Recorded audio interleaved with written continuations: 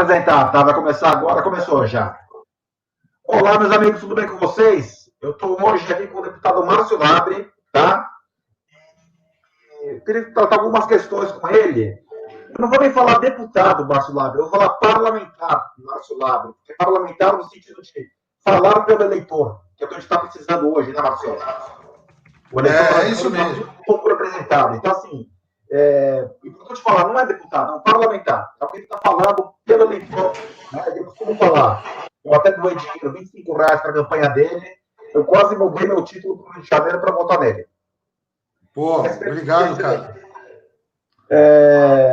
E assim, eu vou falar o nível do Márcio Labre. Eu liguei para ele de manhã para a gente combinar. Não combinar, mas tipo, olha, tem um tema sensível. Ele falou, meu amigo, você me conhece, comigo é pinga-fogo. Pergunta do que você quiser, tá? Então, assim, perfeito. A nossa linha hoje vai ser essa.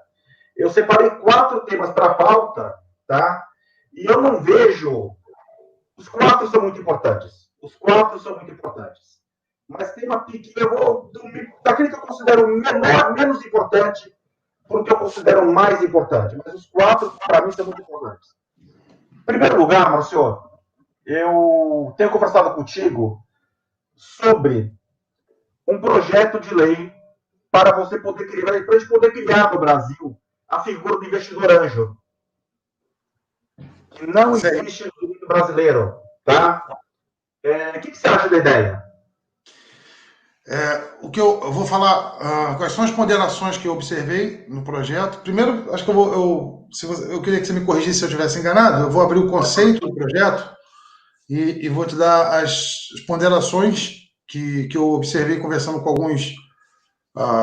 algumas pessoas que entendem um pouco mais do assunto e a minha opinião pessoal. Então, vamos lá, em 3 etapas. Pelo que eu entendi do conceito do projeto, é um projeto em que passa a motivar aquele investidor que quer ajudar o Brasil nos novos empreendimentos, ou seja, enfim, seja qualquer tipo de inovação a ser feita, ele passa a ter, com essa lei, condições de investir sem correr o risco ou arriscar todo o seu capital, que a lei praticamente garante a ele, tira ele do rol de proprietário de passivo, ou seja, ele não afunda junto com a empresa ou não fica devendo junto com a empresa, caso essa empresa venha ter uma má gestão e ficar com passivos trabalhistas, passivos tributários. Então, ele não passa a ter essa responsabilidade, além de já ter perdido seu capital, ainda ficar devendo. Então, basicamente, pelo que eu entendi do conceito é esse, ele é apenas um investidor, uma pessoa que coloca o recurso para que aquele empreendedor, sim, aquele que se torne responsável pela operação do negócio, ele passe a ser o único responsável e os seus parceiros, e esse investidor tenha apenas a expectativa de recuperar o seu lucro ou até não ter lucro se o negócio não for bem, mas pelo menos não ser imputado a ele o prejuízo de eventuais passivos trabalhistas e outras despesas. Esse seria o conceito que a gente entendeu. Alguns conhecedores do ramo entendem que isso descaracteriza a ideia de assumir riscos de investimento, né? Porque um investidor tem que assumir todos os riscos envolvidos. Estou falando de uma forma bem resumida, né? Isso é uma posição respeitável, mas a minha posição vai pelo outro viés. Eu, particularmente, acho que na conjuntura econômica que o Brasil e países de terceiro mundo, vamos dizer assim, não gosto muito dessa nomenclatura, mas países que estão aí no processo de desenvolvimento, a gente deveria abrir exceções de aplicar determinados padrões mercadológicos ou econômicos. Um deles é esse. Acho que a gente deveria abrir essa exceção, porque se a gente não procurar uma brecha, uma exceção para que a gente alavanque o funcionamento do mercado, criar alguma forma de estímulo, dificilmente a gente vai conseguir atrair agentes econômicos dispostos a arriscar um pouquinho mais. Porque hoje o risco de investir, ele envolve não só o risco de não dar certo o negócio, como negativar a sua aplicação, né, o seu investimento. Então, meu posicionamento, para concluir, é que eu sou bastante favorável ao projeto.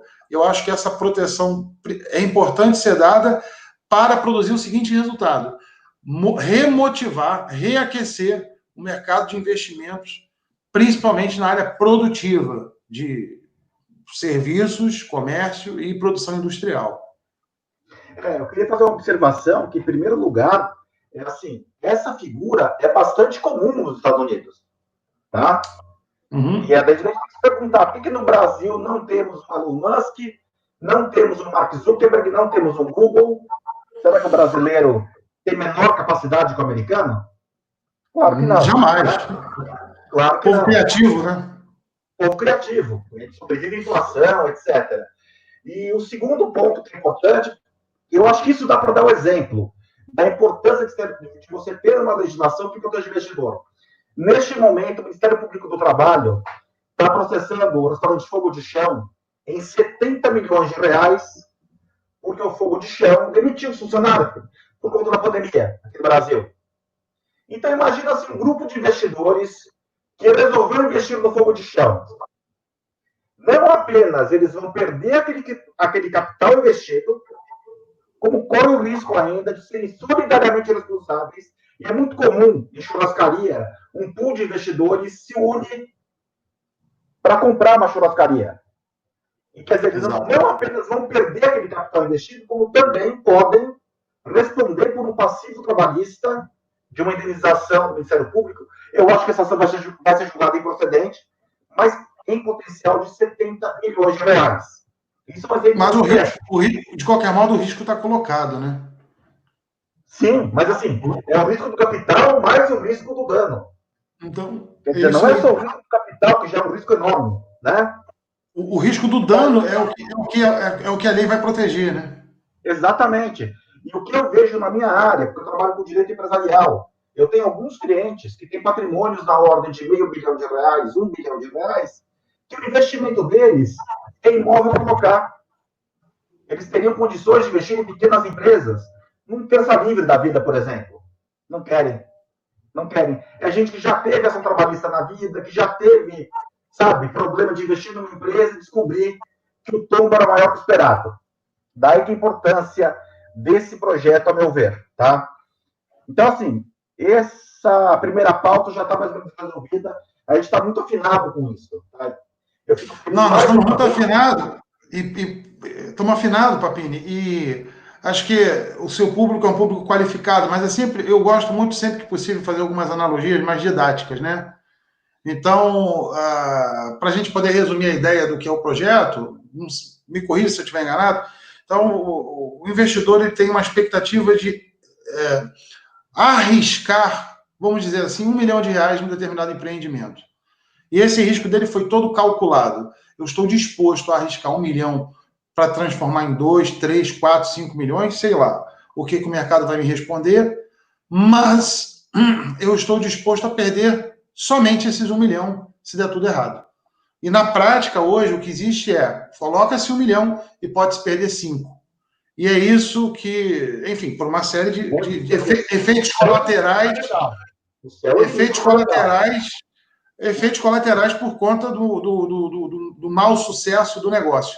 Então, a lei, na verdade, coloca uma trava ou estabelece um limite seguro aonde esse investidor sabe que o máximo que ele pode perder é apenas o que ele investiu e nenhuma outra surpresa, né? Então, acho que é só para a gente concluir esse raciocínio.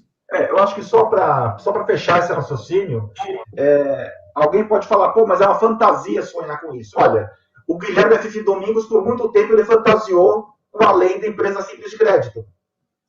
E foi aprovada silenciosamente pelo Congresso e sancionada pelo presidente da República. Uhum. Então não é demais sonhar, tá? Bom, segundo ponto que eu considero importante, Márcio, queria falar aqui, eu conversei sobre isso com o Valdinei, eu falei com você também. Comunicação do governo, por que ela é tão falha, Márcio? Porque o governo não mostra o que ele faz de bom para a população. Ou por outra, hoje existe uma crise em torno da pandemia. A gente pode pegar os dados oficiais do portal da transparência do Registro Civil, um site que é monitorado pelo CNJ, cuja presidência do Dias Toffoli, e se nós compararmos o número de mortes na última semana de 2020 de doenças respiratórias e a última semana de 27 de maio até 20 de maio de 2020 e o mesmo período em relação a 2019, a gente vai descobrir que o número de mortos de 2019 é maior que em 2020. Em outras palavras, a crise não é tão grave assim. Sim, não é. Nunca foi. Nunca foi. Nunca foi tão grave assim. Essa ferramenta está à disposição do governo. Está à disposição do governo. Eu conversei com o Valdinei hoje pela manhã, só para, antes de abrir a palavra, eu conversei com o Valdinei hoje de manhã sobre isso, e eu mandei esse link para o meu pai, fotografei a tela do computador, mandei para o meu pai. Meu pai virou para mim, meu pai com 83 anos de idade, e me perguntou: Paulo, por que o governo não fala disso? As pessoas têm que adivinhar isso. Nem todo mundo é advogado, nem todo mundo conhece o CNJ, nem todo mundo sabe que o CNJ existe. É uma pergunta que merece respostas feito fatias de bolo. A dificuldade de comunicação do governo, ela está se recuperando aos poucos. Na verdade, a gente tem que voltar um pouquinho para entender a seguinte conjuntura. Nós tivemos aí quase 40 anos de ocupação capilar de todas as estruturas da administração direta, do governo federal, depois dos governos estaduais, depois dos municípios. E essa ocupação, não só dos concursados, dos funcionários de carreira, que já vem de uma contaminação ideológica em suas formações acadêmicas, a gente foi com o que você sabe que o governo se compõe não só dos concursados de carreira, mas como também de indicados e nomeados, que aí são os chamados cargos de confiança. Então, as pessoas com afinidade política, mais os concursados, todos foram ocupando o Estado vem inchando, né, desde do governo Sarney. O governo Fernando Henrique deu uma grande alavancada no inchaço do Estado, criando mais órgãos, mais setores, mais departamentos, e foi capilarizando, e tudo isso foi sendo ocupado por funcionários de carreira ideologicamente já contaminados pelo viés de esquerda, e os nomeados, obviamente, que estavam afinados com os partidos que estavam à frente do governo.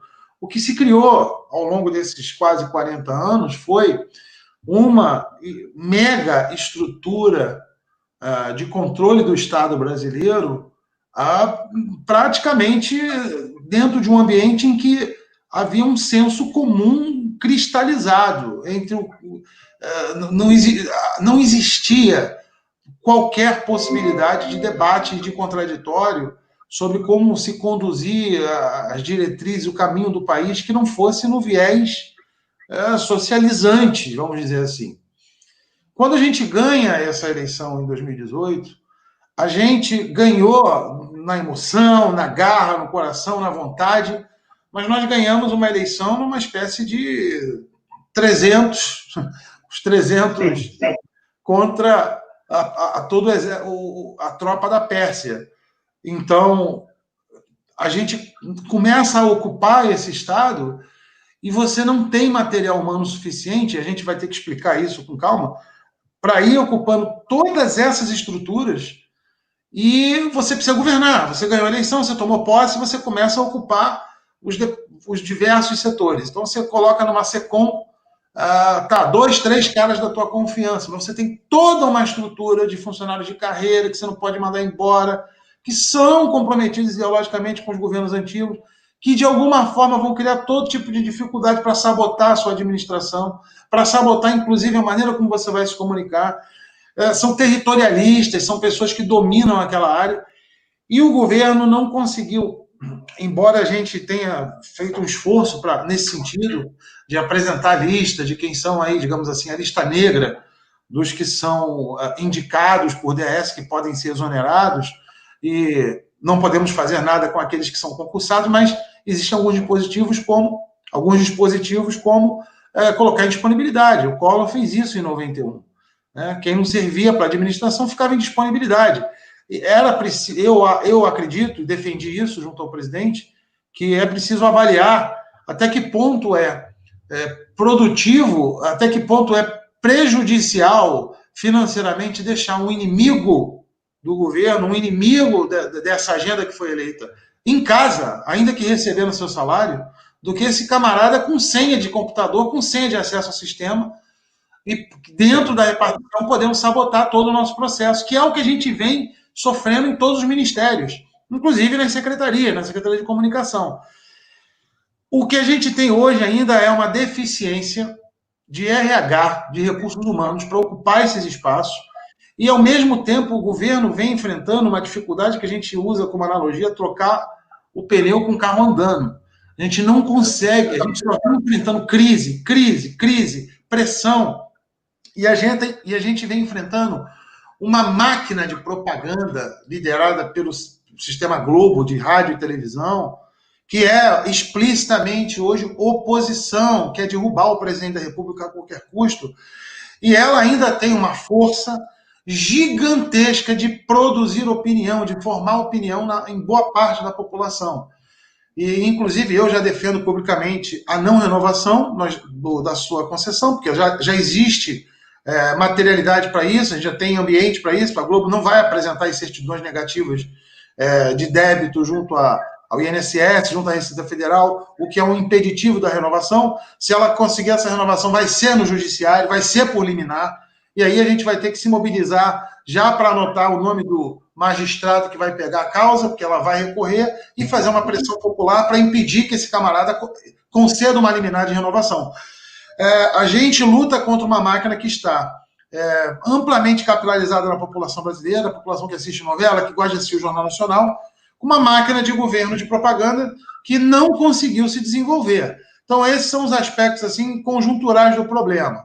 Existem falhas? Poderíamos estar melhor? Sim, poderíamos sim, mas isso aí eu vou ter que deixar essa crítica mais acima de mim, porque não está ao meu alcance.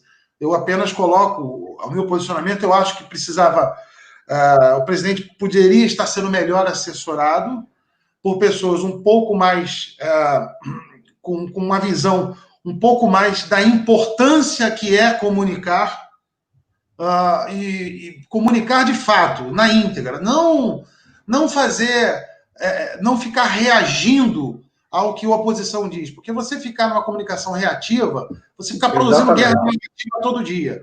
E quando você vai para uma agenda propositiva, você começa a pautar o ambiente. A gente não está conseguindo pautar o ambiente, sair na frente com o que precisa ser dito e esperar o bombardeio vir do inimigo. A gente vem se defendendo do inimigo, e eu acho que esse é o ponto focal da nossa grande falha de comunicação, que eu espero que o presidente da República consiga montar uma equipe que mude esse panorama. Eu quero fazer uma abordagem no que você falou agora, da comunicação reativa, da importância da comunicação. O que eu vejo, assim, em primeiro lugar, é assim, eu não tenho que falar que eu sou apoiador do presidente, eu faço parte com orgulho do grupo Juristas com Bolsonaro, estava até de manhã hoje falando com outro advogado que também faz parte do grupo, né? Uhum. O que acontece? O presidente não tem que convencer o Paulo Papinho, não tem que convencer o Márcio Lábio, não tem que convencer a Jocineia, que está aqui, nem o Odair. O presidente tem que convencer o cara que não votou nele. Exatamente. É esse cara que tem que ser convencido, né? O segundo ponto que eu quero abordar é que, assim, toda semana a esquerda está com um plano para tirar o presidente do poder. Exato. Queimada na Amazônia, dinossauro morando na Amazônia, Sérgio Moro, não sei o quê. O que eu tenho falado é o seguinte, a esquerda está jogando uma partida de futebol, lembra da morte súbita? Lembra? Da morte súbita na Copa do Mundo? Aham. O jogo da esquerda é esse. Ela só tem que marcar um gol, Márcio. Exato. Ela só tem que marcar um gol. E eu não quero aqui fazer intriga com ninguém nem nada, mas no dia do Sérgio Moro, o apoio ao presidente balançou. Eu lembro que eu fui um dos poucos que, quando viu a entrevista do Sérgio Moro, todo mundo me ligando, mandando mensagem, eu lembro que eu estava vendo em simultâneo o Terça Livre e o depoimento do Sérgio Moro, eu vi o Alan dos Santos balançar. Eu vi o Ítalo Lorenzon balançar. Uhum. O meu sócio me mandou uma mensagem, eu peguei e falei, segura a onda, Guilherme, segura a onda que tem caroço no angu. Exato, exato. Mas assim, é o que eu falo, a esquerda tem que marcar um gol só. Bastava uma frase equivocada do Bolsonaro naquela reunião que o Celso de Mello liberou, que já viraria um caos. Já teríamos pedido de impeachment, etc. Tá? E você vê uma coisa que é importante. O quão é importante falar de uma agenda propositiva. Boa noite, Rafael. Falar de uma agenda propositiva. Quando o presidente sancionou a lei da empresa simples de crédito, a primeira pessoa no Brasil que comentou essa lei fui eu. A primeira pessoa do Brasil. Eu acompanho todo dia, enquanto eu trabalho, a TV Câmara, a TV Justiça, etc. Eu vi o presidente sancionando, na hora abri uma live e falei, meu vídeo teve acho que 150 mil visualizações. Tá? Mas eu falo para 150 mil pessoas que são advogados, estudantes, etc. Tinha que tirar o presidente e falar, povo brasileiro, acabei de sancionar uma lei que você que é pequeno empresário vai poder pegar dinheiro emprestado a 2% ao mês sem ter que recorrer ao banco. Quer dizer, não adianta o Paulo Papini saber, o Márcio Labre saber, a Jocineia saber, o Alan dos Santos saber. A gente tem muita dificuldade de explicar isso para as pessoas. Né? Já era para a gente ter um canal de TV aberto, com força. O governo tem recurso para investir nisso. São muitas falhas que a gente reconhece que poderiam já estar melhorando a comunicação. E, inclusive, Paulo, a população ela está assim, meio que ansiosa por ver uma nova linha editorial, uma nova grade de produção cultural, audiovisual. Existe já uma percepção até de esgotamento, até de quem assiste a Globo assiduamente e que não entra nessa questão política, não consegue entender que a Globo tem um posicionamento ideológico claro, um posicionamento pedagógico claro. Essas pessoas que só assistem por assistir, eu vejo na minha família, as pessoas de forma enfadonha, reclamando, dizendo, pô, mas a Globo tá chata, as novelas falam as mesmas coisas, o jornalismo é muito igual, é o dia inteiro falando do Covid. Então, até quem acompanha a TV Globo sabe, e as outras emissoras sabem que existe uma espécie de mesmice na grade, na produção. Então, a gente tem aí um nicho onde as pessoas estão ansiosas por ver uma programação diferente, nova proposta de produção dramatúrgica, novas propostas de jornalismo. E o governo tem recurso, ele não precisava ser tão acanhado em investir, em assumir que está investindo isso. E olha, é uma TV pública, vamos fazer. Não é propaganda do governo, vamos dizer tudo o que o governo faz e nós vamos entregar para vocês aquilo que o governo entende, que esse governo que foi eleito, que se você não estiver satisfeito daqui a 4 anos você troca, nós vamos oferecer aquilo que este governo que foi eleito entende como uma boa cultura, né, uma boa produção dramatúrgica. Tem que parar de ter vergonha de dizer, de expressar e de comunicar. Mas a gente ainda sofre muito. Eu não sofro, eu não tenho pudor nenhum em dizer o que eu penso no Twitter, nas minhas redes, mas existe ainda um medo de ser criticado, um medo de pegar pesado. Fica só o Jair Bolsonaro se expondo, o presidente Jair, quando ele tem uma reação, tem uma atitude até reativa. Quase sempre as atitudes dele são reativas, são humanas, e é por serem humanas e empáticas que ele consegue não perder a adesão, porque as pessoas se colocam no lugar dele e entendem que aquela agressão que ele sofreu psicológica, aquela ofensa que ele sofre, aquele deboche que ele sofre diariamente dos jornalistas, então aquela reação dele, de certo modo agressiva, as pessoas têm uma empatia e por isso ele não perde essa adesão. Mas, de resto, o restante de todo mundo que está nos ministérios, que está tocando isso, ainda tem muito medinho do que a Globo News vai achar, do que os especialistas da Band vão achar, do que a Mônica Bergamo vai achar. Eles ainda estão muito pautados por essa gente, que eu posso dizer para você, Paulo, são pessoas que não estão em suas condições normais de faculdades mentais. Eu posso afirmar para você, sem sombra de dúvida, que esse clubinho de formadores de opinião, de jornalistas, eles vivem numa realidade paralela. Essas pessoas não sabem o que é estar num ponto de ônibus esperando um ônibus até altas horas da noite, não sabem o que é um estuprador na esquina querendo pegar a filha daquele pedreiro que vai sempre buscar a filha no colégio e que vai pegar ela no ponto de ônibus para ela não ser estuprada por aquele vagabundo que está na esquina e que ele não tem como raciocinar que aquele cara não teve escola ou não. Então, essas pessoas vivem numa realidade paralela que o Jair conseguiu quebrar um pouco isso, mas que a gente ainda não conseguiu construir uma tropa no governo federal, e a gente tenta com ainda ações muito esporádicas de parlamentares e de agentes públicos tentando fazer, mas a gente ainda não conseguiu agir de forma coordenada para começar a virar essa onda.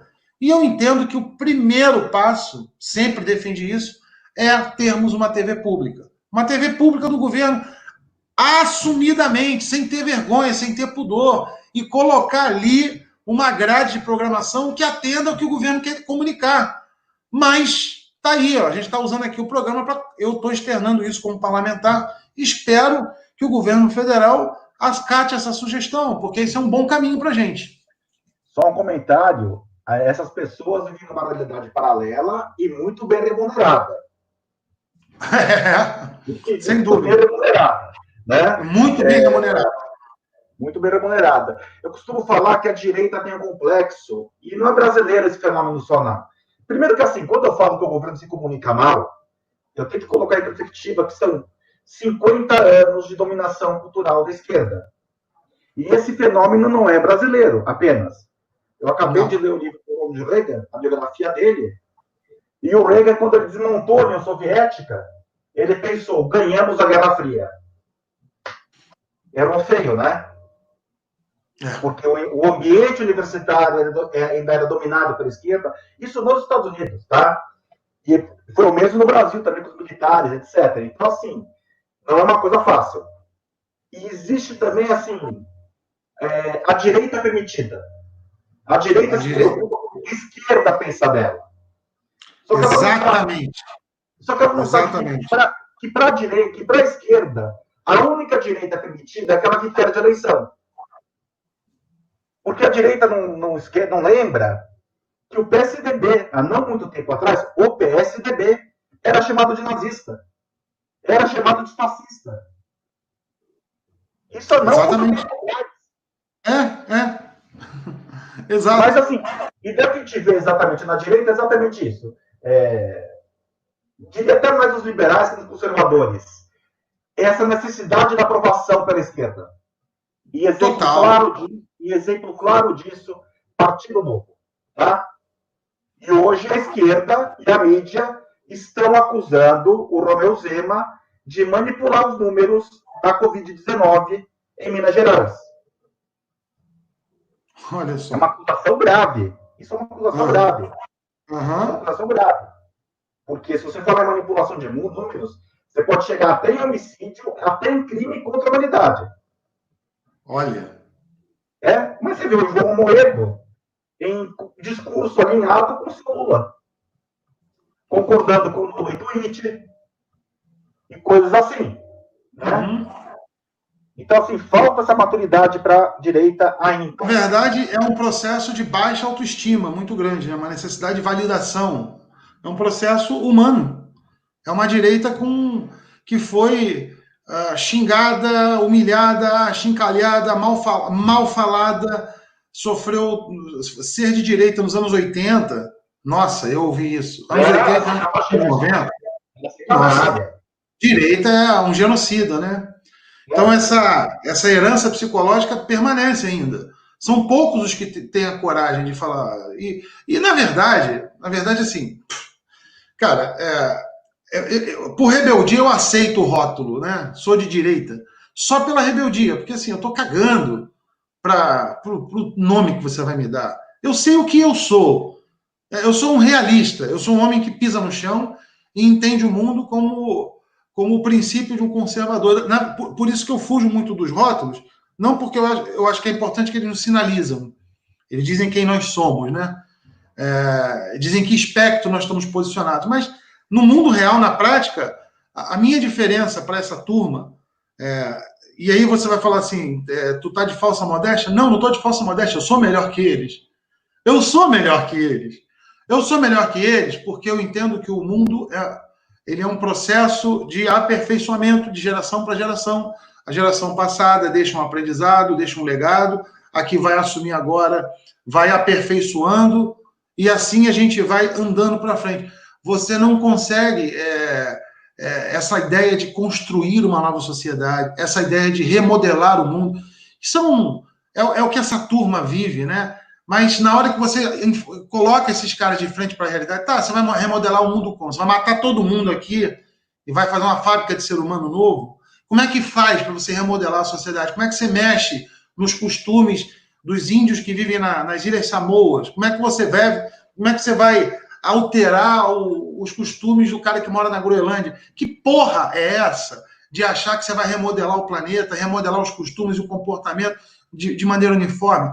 Então a gente está lidando com essas pessoas em que, assim, tá, isso aí eu posso chamar de esquerda. Eles perseguem esse sonho de fazer um mundo novo e eu persigo nenhum sonho. O meu sonho é apenas, na verdade não é sonho, é observar a realidade e entender que ela só pode ser alterada de acordo com as capacidades e descobertas e aprimoramentos que o ser humano vai tendo ao longo da sua vida. Aquilo que funciona, ele continua, aquilo que não funciona, ele deixa para trás, e as coisas boas vão sobrevivendo, assim como a instituição do casamento, por exemplo. O casamento não é uma imposição, o casamento é o que funcionou depois de vários testes de experiências empíricas de agrupamentos sociais. No final de tudo isso aí, o que deu certo é o homem casar com a mulher e ter filho. Então, eu não estou lidando, quando eu estou lidando com esse pessoal, eu estou lidando com crianças de uma creche que vivem na fantasia, no mundo imaginário. E eu não sou um camarada que costuma viver dessa forma, eu vivo com meus pés no chão. Então, para a gente não prolongar muito isso, é importante demarcar essa condição. A minha autoestima é muito bem resolvida no meu posicionamento. E eu gostaria muito que a direita parasse de ficar buscando aprovação dessa horda de psicopatas, que é o que basicamente é a esquerda brasileira. Sim, sim. Eu costumo falar, só para fechar essa parte da conversa, que as maiores atrocidades dos últimos 300 anos no mundo foram cometidas por espíritos altruístas. A gente que quer bem dos outros. Foram cometidas em nome do bem comum. Quando alguém fala em bem comum hoje, é uma coisa que me dá até medo. Queria falar o terceiro assunto, Márcio, deputado. Você está por trás de uma CPI, fala um pouquinho mais dela, envolvendo a Adélio Bispo. O que é que me motivou a puxar esse assunto da CPI? Do Adélio Bispo. Vou tentar ser rápido para não prolongar muito o vídeo. Tá. Basicamente é o seguinte, nós temos 2 órgãos de Estado que estão com versões contraditórias sobre o desfecho do caso Adélio Bispo. A gente tem uma versão da Polícia Federal de Juiz de Fora, eu vou reforçar isso, a Polícia Federal de Juiz de Fora, não é a instituição Polícia Federal, é a de Juiz de Fora, que tem uma conclusão sobre o que aconteceu com o Adélio. E nós temos os autos do Ministério Público Federal, que diz que o Adélio, que a versão para o que aconteceu é completamente diferente do que a Polícia Federal de Fora disse. Então nós temos 2 órgãos de Estado que estão dizendo coisas que não batem, que são contraditórias. Alguém precisa arbitrar isso. Ninguém se apresentou para fazê-lo, nem no âmbito judiciário, em local algum. Um instrumento que é possível para que isso aconteça é uma comissão parlamentar de inquérito, que tem prerrogativas de investigação, levantamento de provas, fazer oitivas, ou seja, um processo completo com todas as instruções de um processo judicial, ouvindo as partes, colhendo provas, refazendo tudo que precisa ser feito e trazendo para dentro dessa comissão a averiguação dessas 2 versões. A gente tem uma versão muito mais completa, que é o que o Ministério Público Federal aponta no seu relatório final e que mostram fortes indícios, ou seja, praticamente o conjunto indiciário que está colocado no Ministério Público Federal tira qualquer dúvida sobre o fato de que Adélio agiu sozinho. Tira também qualquer dúvida de que o Adélio, o bispo, no momento em que ele praticou o crime, ele estava fora das suas faculdades mentais.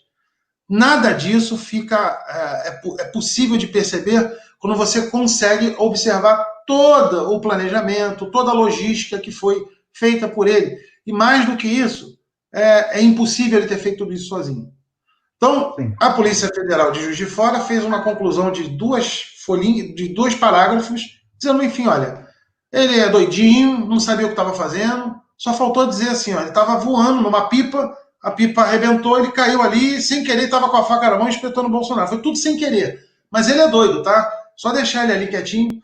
E aí você tem um juiz que decreta que ele está inimputável por conta da condição mental, e isso automaticamente impede, trava todos os acessos aos eletrônicos que estavam com ele, aos telefones. Ainda estão acautelados, ainda bem, né? Esperamos que não tenham sido mexidos, não tenham sido alterados, mas a CPI ela vai poder trazer de volta tudo isso. A gente vai poder acessar esses telefones, os computadores, quebrar o sigilo bancário, entender melhor como é que foi toda essa dinâmica, e aí, seguindo esse rastro, seguindo também o chamado follow the money, né, entendendo essa questão de como 4 advogados renomados, cujos honorários não saem a menos de R$1.000 a hora, aparecem de forma solidária, como se estivessem sabendo o que está para acontecer. Bom, uma vez, durante essa pandemia, eu estava conversando com alguns colegas de deputados, falei, porra, tá ruim de arrumar voo para Brasília. Aí eu não sei quem foi, assim, conversando com os colegas, falei, cara, se a gente alugasse, cada um dar uma vaquinha para a gente ir num avião comum, porque estava dando o maior problema lá e precisava ajudar o Jair. Não tem voo, não tem voo. Rapaz, sabe quanto é um fretamento daqui para o Rio, para Brasília, de táxi aéreo? R$53.000. Então, assim, cara, da onde aparece 50 pau para você pegar um avião de um lugar e ir para outro, levar os caras? Assim, isso tudo a gente vai conseguir descobrir na CPI. Uma CPI que eu vou estar presidindo e que eu vou montar a minha equipe, tanto do relator como todos os membros, eu vou indicar, e essa não acaba em pizza, não. Essa a gente vai até o fim. Aí você pode perguntar, mas por que, Márcio? Isso aí é só para mostrar para as pessoas que tem uma conspiração por trás da morte do Adélio, por trás da tentativa de homicídio do Adélio? É para desvendar uma coisa que a população brasileira, principalmente quem votou no Jair, tem até hoje engasgado. Essa é a primeira coisa. A segunda coisa, que todos, inclusive a esquerda, que fala em democracia, e que quando aconteceu o caso Marielle, ela evocou isso o tempo inteiro, que um atentado político é algo perigoso, que ameaça a democracia, então a gente espera que todos os parlamentares de esquerda também concordem em assinar, porque é um atentado à democracia você tentar assassinar um candidato a presidente da República. Isso envolve a questão de segurança nacional. Então, nós precisamos dar um recado, o Estado precisa conseguir dar uma resposta para que o próximo engraçadinho que tentar assassinar um candidato a presidente, ele saiba que ele será pego e ele sofrerá todas as punições da lei e que todos os envolvidos também serão pegos. Então, é preciso, por questão de dar exemplo, que o Estado dê uma resposta a esse crime contra um candidato a presidente que, por sinal, virou presidente. E ele não sabe até hoje quem mandou tentar matá-lo. Então, por isso, a CPI, para a gente, é fundamental. Falando em CPI, Márcio, eu queria agora falar sobre o inquérito das fake news. Hoje, Alan dos Santos e mais alguns outros acordaram com a polícia em casa. O Estado de Justiça está morrendo. O Estado Alan dos Santos. O Alan dos Santos. Perfeito. Isso aí é um caso bastante crítico, né? Eu já postei, já fiz um vídeo, até inclusive de manhã, acabei de postar agora. Nós vamos ter que subir o tom. É lógico que eu sou um deputado federal, é lógico que eu não tenho esse poder de resolver tudo, mas eu tenho que me posicionar, né? E eu estou tentando me articular para que a gente comece a ganhar um corpo e reagir contra isso, né? Então, nós estamos diante da seguinte situação, Paulo. Eles estão esticando a corda. O Celso de Mello está esticando a corda, hoje o Alexandre de Moraes está esticando a corda. Eu hoje fiz um questionamento a ele bastante simples. Olha só, o senhor recebe um bom dinheiro por mês, um bom salário por mês. O senhor está sendo pago para perseguir jornal? Jornal de fundo de quintal? Jornal que fica na garagem da casa de um cidadão que tem que pagar o sustento da família com arrecadação de YouTube para poder pagar a estrutura do seu jornal, do seu canal simples e sustentar os seus filhos. É para isso que serve o ministro do Supremo. Eu quero entender, porque da onde eu venho, da Constituição que eu tenho aqui no meu país, o Supremo tem uma prerrogativa principal de ser guardião da Constituição. Então, fica um questionamento. O senhor está sendo chantageado, senhor Alexandre? Porque alguém está forçando o senhor a fazer isso? Porque eu acho que o senhor está fora das suas atribuições. E aí, se a gente começar a brincar de sair das atribuições, agora eu acabei de botar no Twitter um outro post, que o bom e velho funk do cada um no seu quadrado nunca esteve tão em alta, porque se a gente não respeitar o cada um no seu quadrado, nós vamos ter um problema institucional no Brasil. Se começar determinados poderes a saírem do seu eixo de atuação e começar a entrar nos outros, eles estão abrindo um precedente para que... Porque a gente precisa entender uma coisa, eu sei que muita gente pode não entender, mas eu vou falar. Você já pensou se as Forças Armadas começarem a gostar da brincadeira? Você já pensou se os donos do fuzil e do calibre 12 começarem a achar que essa brincadeira de um invadir a área do outro tá legal? Como é que fica isso? Porque é preciso lembrar o senhor Alexandre de Moraes, é preciso lembrar os ministros do STF que caneta, no final das contas, não tem poder nenhum. O poder no mundo se faz por quem tem a escopeta. Quem manda, no final das contas, é o dono do fuzil. Então, se você começar a transgredir a ordem institucional, você está sujeito a que o árbitro maior de todos, que é o dono do fuzil, que são as Forças Armadas, acabe entrando num jogo em que ela já vem resistindo há muito tempo para não fazer.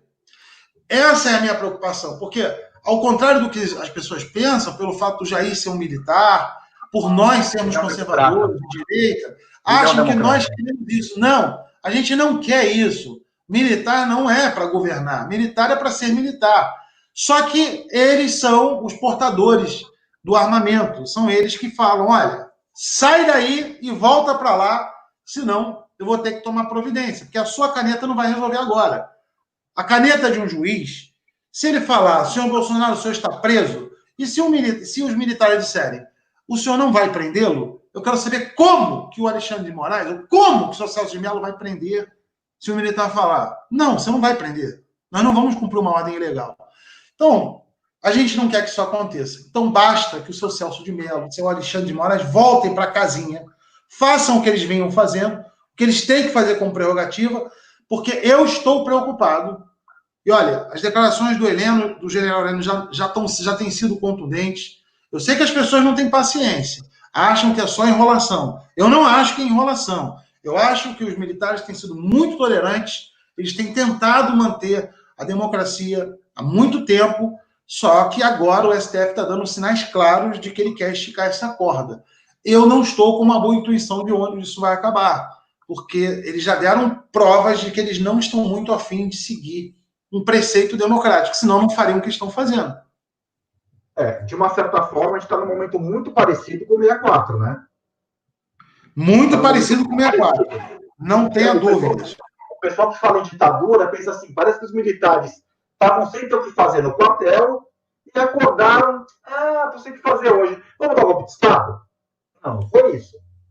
Era o senhor João Goulart incitando revolta de sargento contra tenente, né? As quarteladas que estavam incitando. Quer dizer, era todo o movimento que havia para instalar uma ditadura do proletariado no Brasil. Né? E assim, chegou o momento que as Forças Armadas tiveram que intervir. A pedido da população.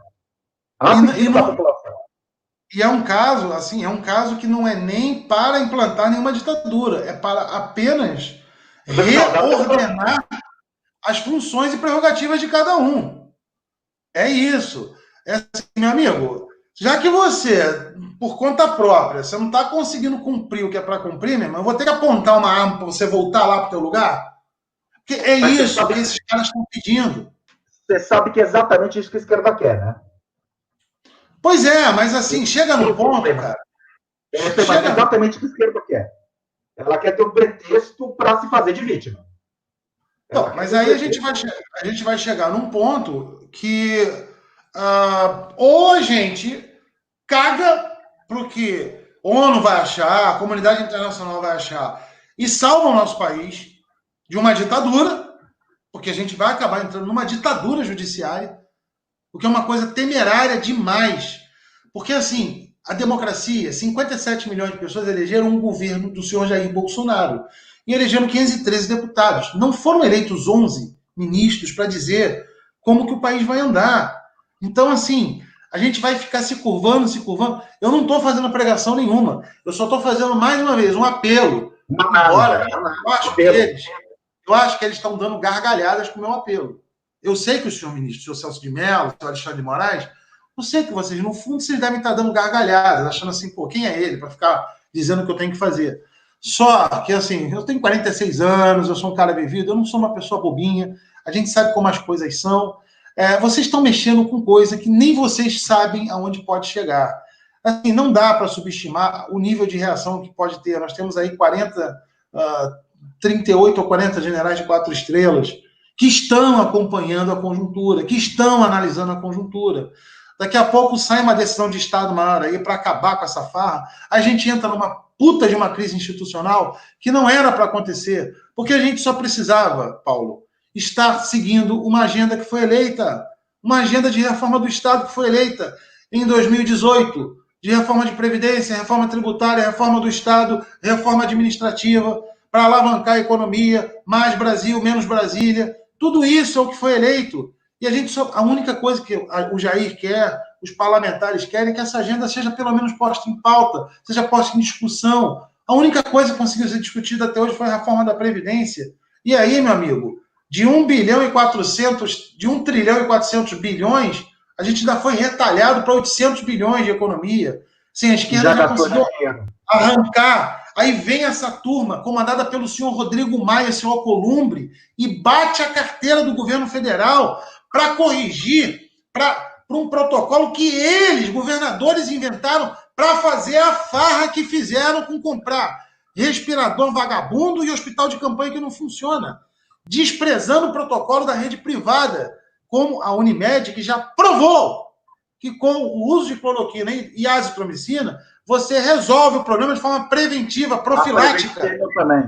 A Prevent-Senior também. Isso aí custa R$10. Então é uma quadrilha que se apoderou, que se pendurou no Supremo Tribunal através de Celso de Mello para buscar o seu lastro para fazer o que eles estão fazendo. E ainda mandam a conta para a gente. Mandaram a conta para a gente. 150 bilhões que foi batido na carteira do governo federal. Todo o esforço fiscal feito ano passado foi por água abaixo para enriquecer o bolso da quadrilha do senhor Witzel no Rio de Janeiro e de muitas e muitas quadrilhas de governadores ao longo do Brasil. E que eu espero que a nova Polícia Federal, sob o comando de quem está agora, consiga colocar todos esses na cadeia. Dificilmente a gente recupera esse dinheiro que já foi para a China. Foi para comprar essas porcarias que a gente podia resolver a azitromicina. E vou deixar aqui um protesto com a Fiocruz, que eu trabalhei muitos anos, e que tem uma fábrica chamada Farmanguinhos, uma fábrica de comprimidos, que poderia estar paralisando a produção de losartana e de outros medicamentos que nesse momento não são tão importantes, e colocar a cloroquina para fabricar e entregar de graça para a população. Isso é política pública de saúde. Mas eles estão presos a um consenso científico que está preso a um consenso econômico de governos e empresas, todos entrelaçados, com o compromisso de fazer vida para o resto da vida nessa pandemia, que foi o que muita gente fez. E só para explicar a questão do Witzel, aqui, só um pequeno detalhe da desonestidade intelectual dele. Ele está acusando o governo de usar a Polícia Federal contra ele. Meus amigos, vou explicar para você, eu sou advogado e o Witzel é juiz, tá? O pedido de busca e apreensão sai do Ministério Público Federal e é autorizado pelo presidente do STJ em razão do Witzel ser governador do estado. Bolsonaro tem zero influência sobre o STJ. Exatamente. Tá? Então, não tem nada a ver com o Jair Bolsonaro, essa ordem de... O que a gente pode perguntar é se algum ministro anterior dava informação para o Witzel, né?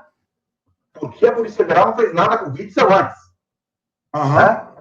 E nesse ponto que eu queria chegar para a gente finalizar a live, Márcio. Eu não vou acusar ninguém aqui agora de nada, tá?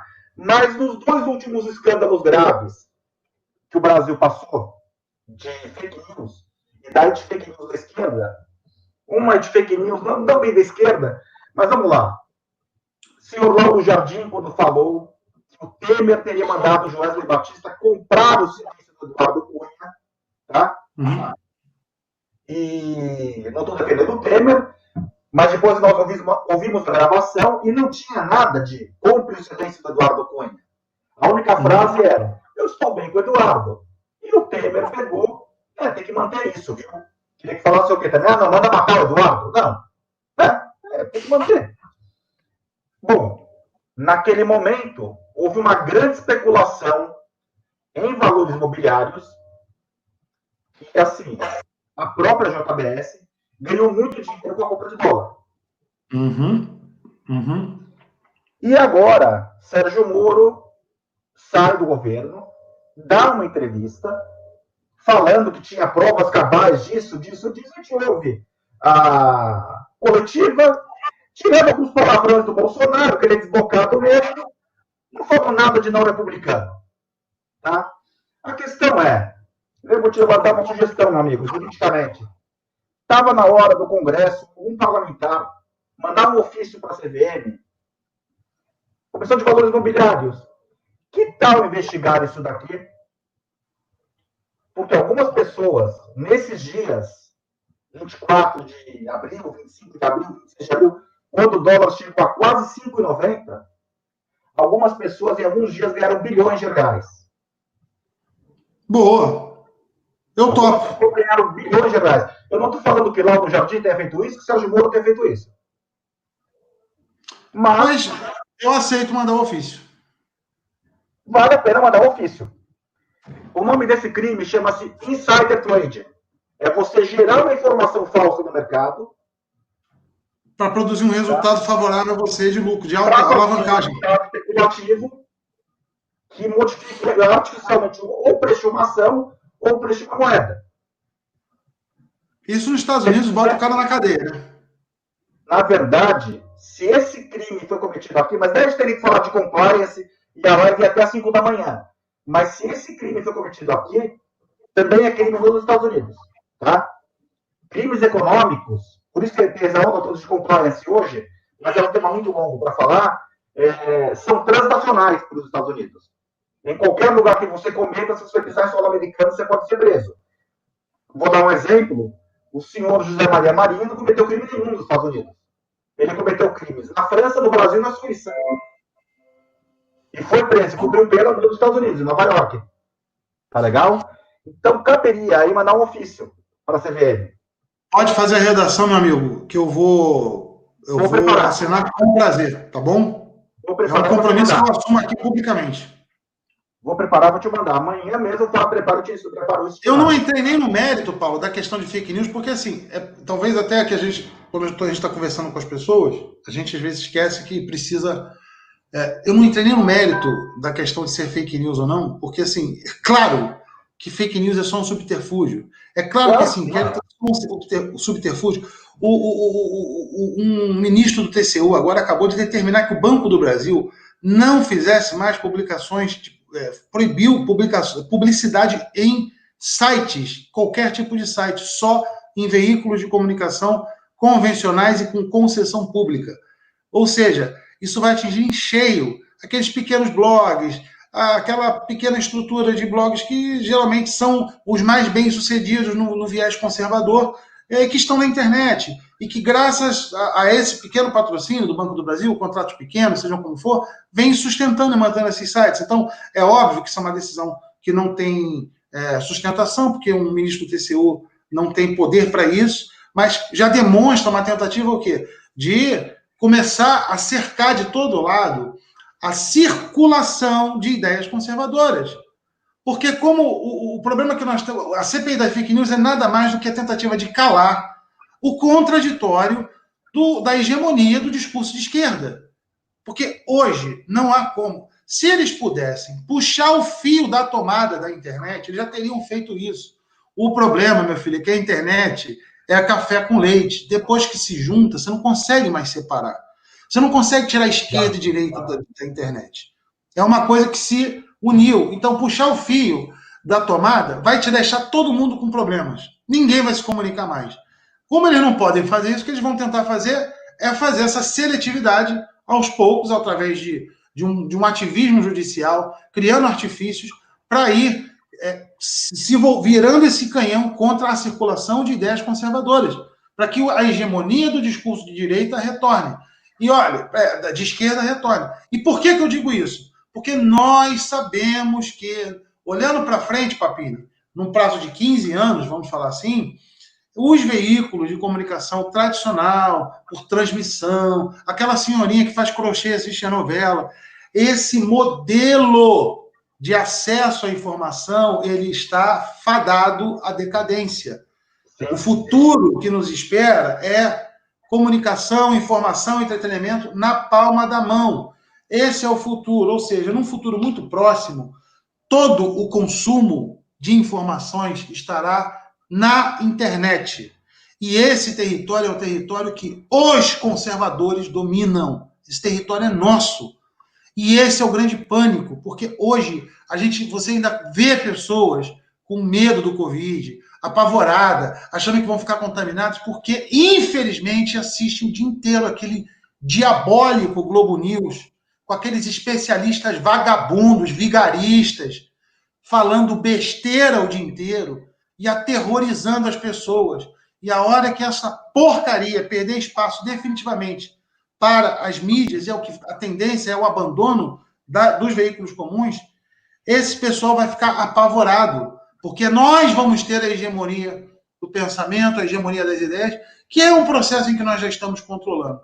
Então, o que eles estão fazendo, na verdade, é um abraço de afogados, uma tentativa de esticar a sobrevivência, de garantir algum amparo jurídico para que eles consigam ficar vivos, de pé, enquanto buscam uma outra solução para que eles permaneçam por mais 100 anos. Solução essa que não está vindo. Hoje, quem está com o controle do jogo somos nós, no sentido, olhando para uma perspectiva de futuro. Nós falávamos, né, em 2018, que haveria choro e ranger de dentes. Nós não imaginávamos que a reação seria tão violenta quanto foi. Né? Eles estão dispostos a quebrar o país em nome de uma pauta. Exatamente. Eles estão dispostos a quebrar o país em nome de uma pauta. Fale qualquer coisa. Se não vai ficar comigo, não vai ficar com ninguém. Exatamente. Eles estão dispostos a quebrar o país em nome de uma agenda. Quer dizer, eu acho que ninguém imaginou isso. Outro dia eu vou falar aqui publicamente isso. Não estou defendendo o Lula, tá? Mas vamos falar do João Dória. Tá? Eu vou te falar, eu acho que o Lula não teria sido crápula a ponto de fazer o que Dória e Witzel estão fazendo. O Lula é um político muito malandro, né? O Lula é agregador. Eu acho que ele não seria crápula de fazer isso que eles estão fazendo. O Lula é malandro, cara. O Lula é um agregador. Foi por isso que ele conseguiu juntar o Centrão perto dele, pô. Ele é um agregador. Ele chegou onde chegou porque ele, lógico, que ele tem virtudes. Do ponto de vista de player, de jogador. O Lula foi um grande agregador político. Por causa dessa habilidade é que ele chegou onde chegou. Agora, do ponto de vista de comprometimento ideológico, do ponto de vista do que ele quer fazer, ele iria fazer com o Brasil, ao que ele estava comprometido, ao projeto de poder, aí é outra discussão. Mas, nesse sentido, ele tem inteligência suficiente para não dar 2 bolas fora, como esses 2 governadores deram. Jamais faria essa besteira. Que estão quebrando os estados. Em São Paulo, eu tive semana passada um cliente meu que tinha uma vida. Um cliente meu empresário. Exatamente. Isso é coisa séria. Tá? Uhum. Bom, Márcio, você tem suas coisas para fazer, minha esposa vai começar a me chamar, famílias para cuidar. Espero que eu tenha ajudado de alguma forma, né? Não, ajudou sim. Esse vídeo vai ser visto depois por centenas de pessoas aqui do canal. Foi ótima a conversa. Vamos ter mais essa conversa ainda, tá? Eu vou te mandar amanhã um modelo de ofício para a CVM. Manda. Eu Vou tô. te mandar. Tá? Pode mandar. Eu estou me estruturando aqui. Você está me vendo aqui agora, até com esse banner caído torto, porque eu estou fazendo meu estúdiozinho aqui na minha casa. Estou botando uma câmera melhor. Vai ficar uma coisa bem bacana. E a gente vai poder fazer live aí toda semana, se for possível, tá? Pelo menos de 15 em 15 dias. Pode contar Legal, comigo. meu amigo. Legal, meu amigo. Grande abraço para você. Fica com Deus. E Brasil acima de tudo, Deus acima de todos. Valeu. Com certeza. Obrigado, Paulo. Falou, abraço.